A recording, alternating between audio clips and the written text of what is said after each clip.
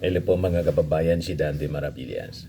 Pag-usapan natin yung logic ng mga DDS. Bakit niya Mr. Maravillas? Kasi yung logic ng mga DDS po, baliktad. Yung mali, tama. Yung tama, mali. Yung walang ebidensya, may kaso. Yung may ebidensya, wala.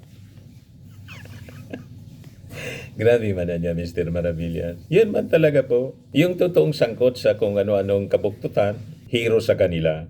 Yung nandun sa katotohanan at serbisyong totoo, traidor sa kanila. Sa bagay, ako po, kasi believer ako. Hindi man ako nagtataka sa ganyang uri ng buktot na lohika. Kasi po, as prophesied in the Word of God, it will come in the last days na yung mga tao talaga gagawing tama yung mali at yung mali tama. Nasusulat po sa libro ni Isaiah. Yan o, Isaiah 50:20. Woe unto them that call evil good, and good evil, that put darkness for light, and light for darkness, that put bitter for sweet, and sweet for bitter. Diba, mga kababayan? Yung matamis, mapait sa kanila. Tulad ng ginagawa ng ating Pangulo at ni Speaker Martin, lahat para sa serbisyo, para sa pag-unlad ng ating bansa. Sa kanila, ang pakiramdam nila mapait. Hindi matamis, kundi mapait. Laging ampalaya. At yung ginagawang mabuti, mga kababayan ng administrasyon, masama sa kanila. Sakto sa propesiya. Yeah. Woe unto them that call evil good, and good for evil, that put darkness for light, and light for darkness, that put bitter for sweet, and sweet for bitter. Ang ibig sabihin po sa Tagalog ng woe, hilahin, kasawian, nakakalungkot, kasumpa-sumpa. Di ba po? Yan ang ibig sabihin ng woe unto them. Kasumpa-sumpang gawa, nakakalungkot na gawa. Kaya talagang nakakalungkot. Itong uri ng logic ng mga DDS na yung mali tama. Tama na yung ginagawa ng ating Pangulo. Mali pa sa kanila. Tama yung ginagawa ni Martin Romualdez. Imagine, sabi ko nga sa inyo, first in the history ng speaker mag-resign. Para Para bigyan ng buwelo yung investigasyon. Pero si Martin Romualdez, mga kababayan, ay siyang dinidiin ngayon. Wala man nga siyang pirma. Yung kinaso, mga kababayan, nireklamo si Martin. Yung nakapirma, hindi man ninyo nireklamo. Yan ang problema eh. Yung mga senador na may pirma sa BICAM report, hindi kasama sa nireklamo ng kaalyado ng mga Duterte. I'm referring to mga kababayan doon sa reklamo ni Pantaleon Alvarez, congressman. To give you a background, isa sa nag-file, mga kababayan, base dito sa ating reference, isa sa nag-file noon ng kaso laban sa mga anomalya, alleged anomalies, sa Bicameral Conference Committee ng 2025 budget ay si dating Speaker Pantaleon Alvarez. Si Pantaleon Alvarez, mga kababayan, na parang isang malaking langaw na paulit-ulit. Grabe naman na niya, Mr. Maravilla. Langaw talaga. Parang langaw. Itong si dating Speaker Alvarez. Paulit-ulit na lumalapit sa mga Duterte kahit pinalayas na siya noon. Di ba yung langaw, ganon? Kahit bugawin mo yung langaw, paulit-ulit na lumalapit sa tae.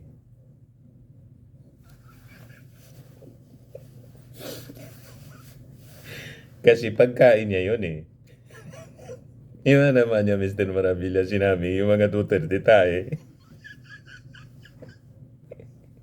Hindi man po. Ang kwento ko, langaw. Kasi yung langaw, pwede man hindi pumunta sa tae, pwede din sa pagkain. Hindi ba ganon? Pero mas grabing attraction niya doon sa... Hindi ko na ulitin po. So ito si Alvarez, siya rin yung ibinunyag ng mismong kanyang anak sa di umano'y questionabling nakaw na yaman na binigay sa kanyang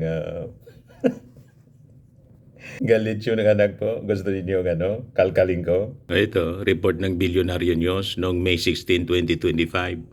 Pantaleon Alvarezan accuses him of infidelity using public funds for mistress. Pera ng government ang ginamit. Yan yung anak ni dating Speaker Alvarez, si Alfonso. Yan Alfonso Alvarez, the eldest son and former chief of staff of former Speaker and Davao del Norte 1st District Pantaleon Alvarez, came forward with explosive claims implicating his father in controversial road to mansion issue. Mismong anak nagreklamo sa laban sa kanyang tatay. Yan si Pantaleon. Pero hindi yun yung topic natin. Gusto ko lang sa inyo i-remind. Ko lang kayo i-remind kung ano itong si Pantaleon na nag-file ng kaso kay nagreklamo kay Martin Romualdez na siya mismo nireklamo ng kanyang anak. So makikita ninyo, question of credibility. Nireklamo ni Pantaleon si Martin Romualdez na wala man siyang pirma nga. Ang nakapirma si Chis Escudero. At hindi lang si Chis Escudero nakapirma doon sa BICAM report. Nandun din ang pangalan ni Jinggoy Estrada, ni Win Gatchalian, ni ex-Senator Cynthia Villar at ni ex-Senator Grace Poe. Ayan malinaw. Si Win Gatchalian ito Si Tol Tolentino pa nga nakapirma din. Si Jinggoy Estrada, tapos si Quezon, Chis Escudero. Pero bakit hindi kinaso? Hindi nireklamo ni Pantaleon? Yun ang tanong dyan Nakita ninyo ang logic ng mga DDS at mga politiko na kalyado ni selective sila. Selective justice. Saan ka nakakita? Yung hindi nakapirma, nireklamo mo. Yung nakapirma, wala kang reklamo. Anong klaseng pag-iisip yan, mga kababayan? Yan malinaw. Sa BICAM meeting na nagpalubo sa DPWH budget at bumawa sa edukasyon at PhilHealth funds, ang mga may pirma ay sina Senator Chis Escudero, BICAM Chair, Jinggoy Estrada, Win Gatchalian, ex-Senator Cynthia Villar, si Grace Poe. So sila yung mga opisyal na lumagda sa final version. Pero sa kaso ng mga DDS, ang hindi lumagda gaya ni Martin, sinama sa reklamo. Nakita ninyo kung gaano kapalso yung pag-iisip ng mga DDS tulad ni Pantaleon Alvarez. Kaya hindi na tayo magtataka kung bakit pati yung anak niya mismo nagreklamo laban sa kanya. Si Alfonso. So pinipili lang nila yung gusto nilang targetin. At ang madalas nilang targetin mga kababayan, yung kalaban nila sa politika. And this time, ang gusto nilang ipin down si Martin Romualdez. Kasi pag pinin down nila si Martin Romualdez, sabi nga natin doon sa mga previous vlog natin, they want to destroy Martin because their ultimate objective is to destroy PBBM. Nakita ninyo? Yan ang game plan nila na hindi po oobra kasi wala sa katotohanan. Mga kababayan, yun ang dahilan kung bakit ini-expose natin ito dito para hindi po kayo ma-deceive, hindi kayo maloko sa paulit-ulit nilang kasinungalingan at propaganda. Pag paulit-ulit sila, paulit-ulit din nating itutuwid. Tama po? Kasi pag hindi, sabi po sa kasabihan, evil triumphs because good men do nothing. So kailangan natin, mga kababayan, na manindigan para sa tama at hindi na maulit yung panglalason sa isipan ng mga tao tulad nung panahon ni Marcos Sr. Nilason ng mga dilawan yung isipan ng mga tao na magnanakaw si Marcos. And as a result of that, napaniwala yung mga tao nag-people power. And the rest is history. Pero after nilang iakusa ng paulit-ulit ng pagnanakaw yung Marcos, nakulong po. May Marcos na nakulong, di ba wala? Bakit? Yung mga kaso na final sa mga Marcos, kasama si Mrs. Imelda Romualdez Marcos, lahat po na basura. Ibig sabihin, politika man lang. Walang katotohanan. 30 years yung trial. Walang napatunayan. You see? Ayaw natin maulit ang ganong uri ng sistema. Kaya yung mga black propaganda nila, tinutuwid po natin. Kasi po, gusto nilang ulitin klarado sa kanilang mga agenda mga kababayan at kanilang mga ginagawa ngayon. So makikita natin dito ang main player si Chis Escudero kasi siya mismo yung BICAM chair. Nagmaniobra ng insertions, billions. DPWH ang tinaguri ang siksik sa ham insertion, 142 billion ang ibinalik sa DPWH projects habang 74 billion para sa PhilHealth at 10 billion para sa education ang nawala. Pero bakit hindi siya ang unang tinutukoy sa reklamo ng mga DDS? Yan ang malutong na tanong. Dahil ba kailangan nila si Chis Escudero sa Senado? Kaya hindi nila kinakanti? Yan ang tanong. So makikita ninyo ang selective justice, selective targeting ng mga DDS po. Double standard po sila, mga kababayan. Kasi kung talagang anti-corruption sila, mga kababayan, bakit hindi nila kinasuhan ang mga sarili nilang kaalyado na mas mabibigat ang mga aligasyon laban sa kanila? Halimbawa, si si dating Speaker Pantaleon Alvarez, mismo yung anak niya yung nagreklamo. Ibinulgar ng sariling anak na nagnakaw ng pundo. Ito yung report ng Billionario News. Sabi ni Alfonso, nakakayang aminin na totoo pero pinagawa talaga ni Kong Alvarez ng mansyon si Jen Maliwanag. Yung kalsada mula highway diretso sa mansyon, pera ng gobyerno ang ginamit. Sino niya yon, Mr. Maravillas, na Jen Liwanag? Sabi ko, lasising birthday.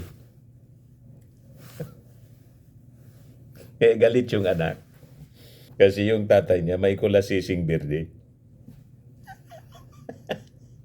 Maintindihan mo kung bakit yung anak mismo nagreklamo laban sa kanyang tatay. Yan Pantaleon Alvarezan accuses him of infidelity, using public funds for mistress.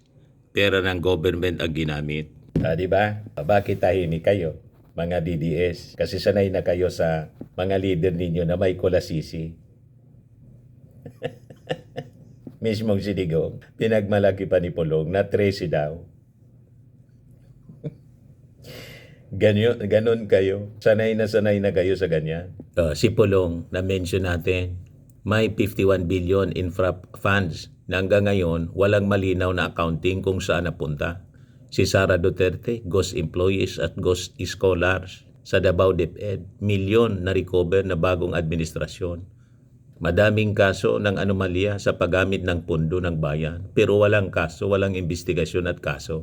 May na-impeach sa Senado, in-archive. Pero may latest development ngayon, mga kababayan. Ito, report ng News 5. Sabi dito, if Supreme Court reverses its decision, will retrieve it from the archive, sabi po ni Tito Sen. Handa raw ang Senado na magsagawa ng impeachment trial laban kay Vice President Sara Duterte sakaling baliktarin ng Supreme Court ang desisyon nito. Ayan Sabi ni Tito Sen ngayon pa lang, ay kahapon pala, October 22. Personally, yes. The answer is in the affirmative.